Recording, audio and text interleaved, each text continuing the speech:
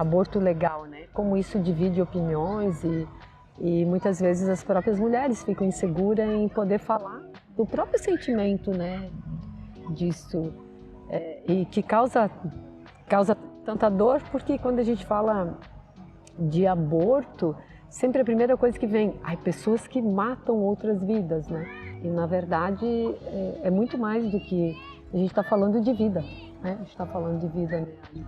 De vida da mulher e quantas que morrem por fazer um aborto clandestino, né? E falar de aborto, a gente pode começar um pouco antes desse momento, né? Dessa decisão que não é fácil para nenhuma mulher. Não é uma decisão fácil de ser tomada. Falar de aborto é falar de educação sexual, por exemplo. Né? Exato. Por que a gente não pode falar sobre isso, sobre planejamento familiar, desde muito cedo? Falar de aborto é falar de política pública.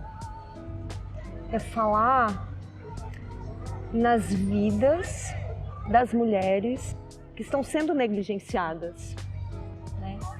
É uma questão que vem resgatar para uma parte de população que pertence a um setor empobrecido, né, e de uma etnia muito específica, um direito à vida, né? O aborto legal, ele é um processo de emancipação da mulher, que traz também uma discussão sobre liberdade, sobre a autonomia, sobre o próprio corpo, né? E na verdade, Marisa, na minha opinião, essa questão do aborto, quando a gente pensa sobre o processo do aborto em si, eu tenho muita dificuldade, eu realmente sou convicta de que você interromper uma gravidez e além das discussões da política, né? Você interromper uma gravidez é uma coisa muito diferente do que assassinar o ser humano. É uma coisa muito distante, né? Nós deveríamos nos permitir pensar sobre o que de fato significa o aborto. Porque se a gente for conversar sobre legalizar o aborto, a gente tem que pensar sobre o que a gente está legalizando, né? Por que está legalizando? Então não tem como fugir, tem que aprofundar a conversa. A gente tem que ir no cerne da questão. O que significa o aborto, para além de uma política que protege mulheres pobres e negras, para além de uma política que garante emancipação e direito sobre o próprio corpo, e para além de uma questão de governabilidade, né? Os países que legalizaram o aborto, a gente vê que os dados são muito melhores. Reduziu o número de abortos quando você traz uma política pública de acolhimento, de pensar isso, né, dessa solidão em tomar uma decisão ou fazer isso, porque os dados mostram que a cada minuto no Brasil morre uma mulher. E quem morre é o que se diz, geralmente são as mulheres mais pobres. O fato é que existem mulheres abortando, né? E as que fazem isso clandestinamente, todas clandestinas, mas que fazem com melhores condições e piores condições.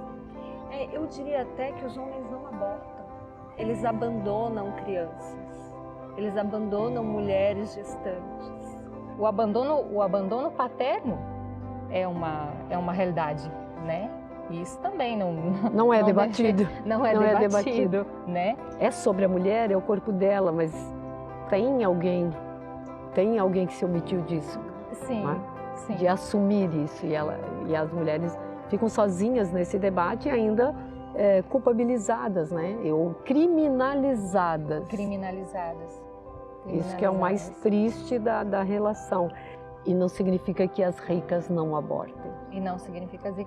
E entre as pobres, a maioria das pobres tem um recorte étnico ali, racial, né? né? Bem presente. Étnico.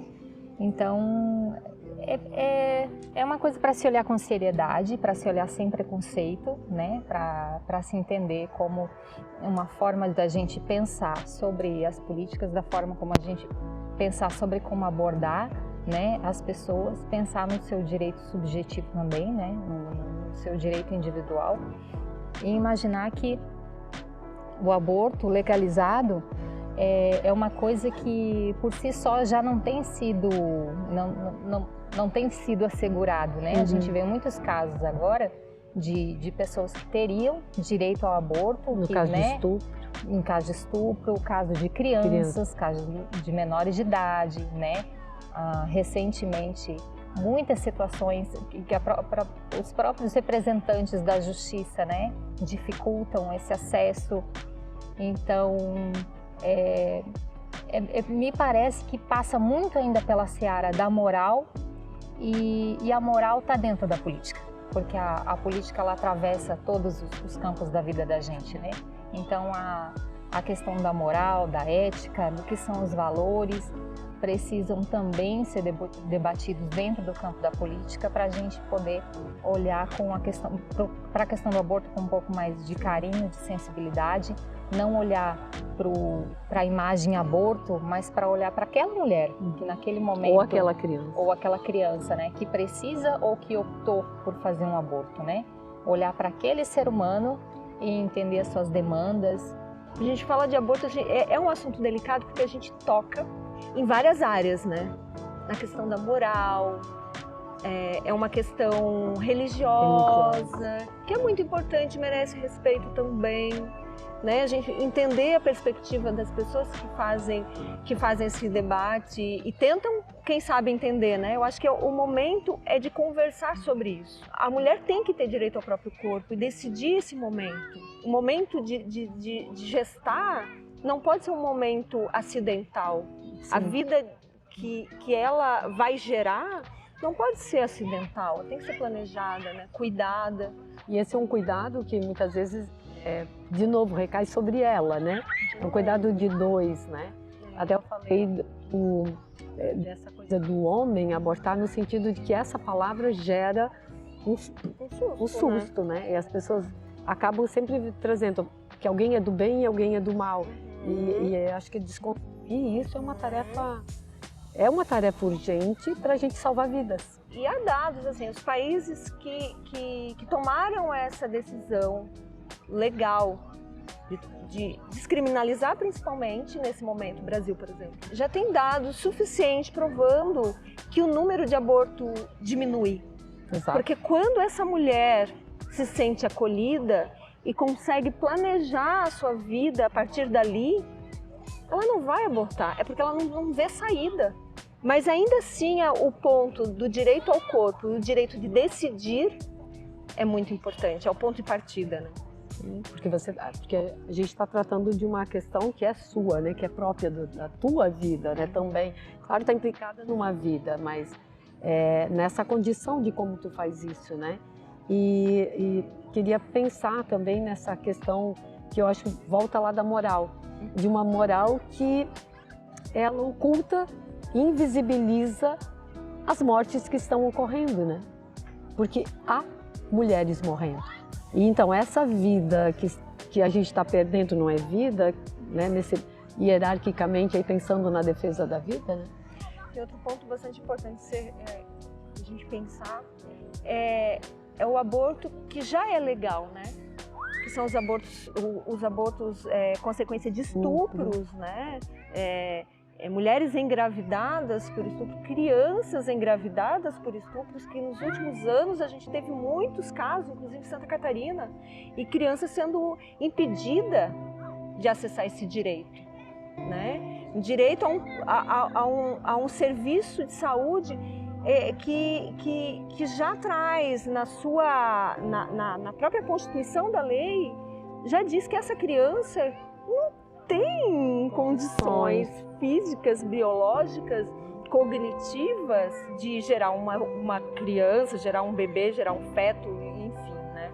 E aí fica todo aquele jogo de empurra, de responsabilidade para a família, que para acessar o direito leva-se um tempo e muitas vezes os médicos se omitem de assumir o papel deles, né?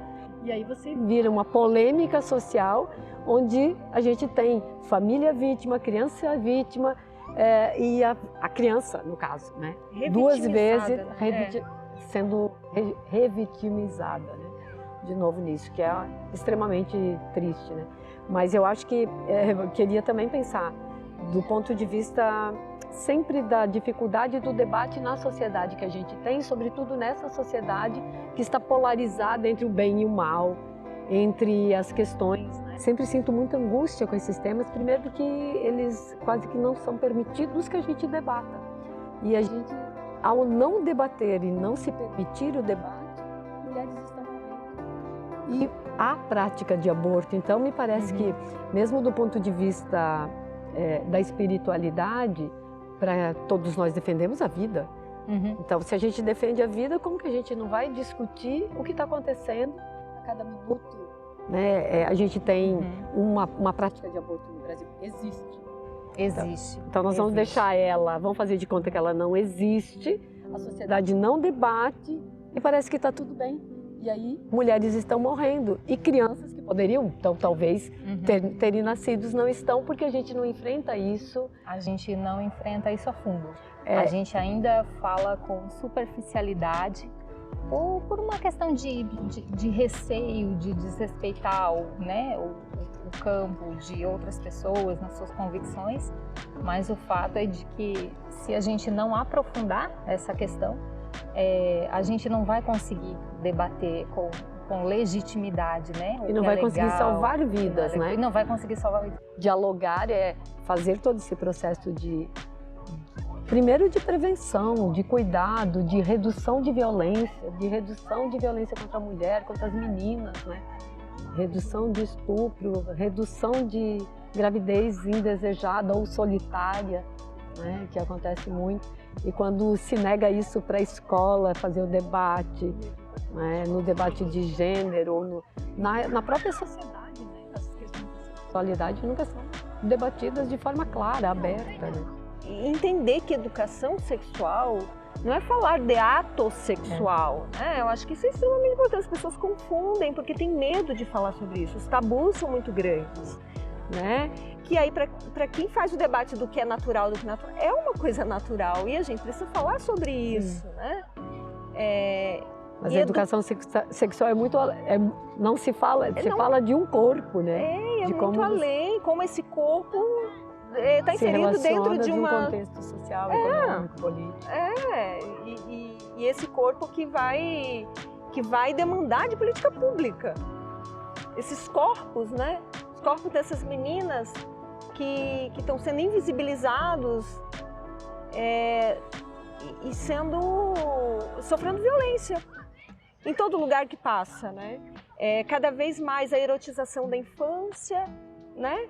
A erotização dos corpos infantis e é isso, eu acho que a gente precisa virar essa página, sabe? Precisamos avançar, conversar sem confronto. Eu acho que tem que ser uma conversa bastante em paz. Vamos conversar sobre isso, vamos descobrir juntas as saídas. Né? E com os homens é muito importante. E eu acho que exatamente, essa coisa da gente encontrar junto a saída no diálogo, né? E ouvindo sobretudo as pessoas que precisam ser ouvidas também, né? As mulheres, como é que elas se sentem, né, nesse processo, ou aquelas que já abortaram, por quê, como e o que elas necessitaram naquele momento, para quem sabe ter uma atitude diferente. Né? Sobre os atendimentos que tiveram em relação a isso, de saúde. A quem recorreram, né, na hora do desespero, porque como recorreram, né, dentro da rede de saúde, desse abortamento legal que não acontece, não tem acontecido, tem sido impedido, né, com retóricas bastante fundamentalistas, né?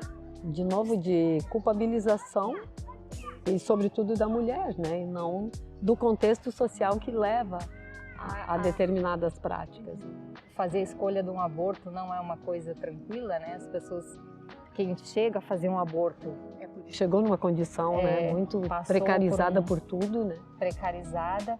Ou violentada. Ou violentada, né? Ou mesmo pensou na sua vida, né? Na sua possibilidade de como poderia ser a sua vida com filhos naquele momento ou sem filhos naquele momento. Às vezes e eu acho que a gente tem que falar sobre isso com tranquilidade. Às vezes você está num processo de divórcio engravida naquele momento que está pensando em se separar. Às vezes você está num processo de mudança, conseguiu um emprego, uma oportunidade bacana num outro local e está num processo de mudança e daí engravida naquele momento, né? Então, nem sempre, é claro que uma maioria esmagadora dos casos tem a ver com dificuldade financeira, dificuldade material, né? E com acesso de educação também, sexual. Isso, de uma maioria da população mais precarizada, mas também às vezes tem a ver com o destino de uma vida, né? Um filho tem que ser uma coisa desejada, né? Quando acontece, por acontecer, tem que ser uma coisa aceita pela família, ele tem que caber naquele momento, né? E eu ainda acho que um feto interromper uma gravidez não é você matar um filho, não é você assassinar um ser humano.